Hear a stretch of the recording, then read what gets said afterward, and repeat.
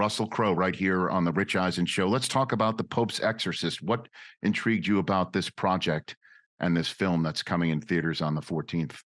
You know, Richard, it might just mean that I'm really kind of naive, Okay. but when I read that there's a real job at the Vatican called the chief exorcist, I was surprised. I was like, really? That's a gig? Okay.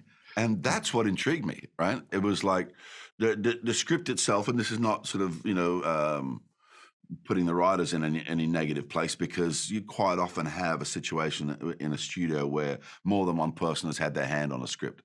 So by the time it gets to someone like me reading it, it might have changed, to meet parameters that the studio put in place, but it's no longer like a document that has any real flow, Mm-hmm. So, I read it, and there was some sort of intriguing things about it, but the most intriguing thing was the fact that there was a job called the chief exorcist of the Vatican. So that's what got me interested, and that's what I started to research.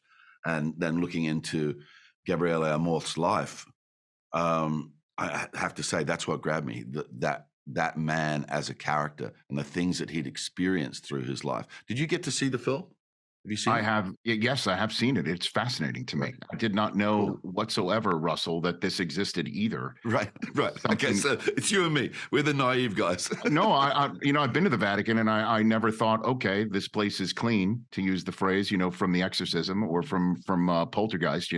I had no idea that there could be a little job like that in my life. Yeah. So it was fascinating to me completely. Well, as we go through in the film, there's biographical elements now in the movie that come from the research I did, and me going back to the writer and the director and the producers going, this guy's fascinating.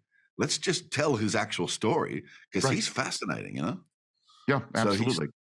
he comes from Modena, Gabriele Amorth in Italy, and that's the same place that Ferrari comes from.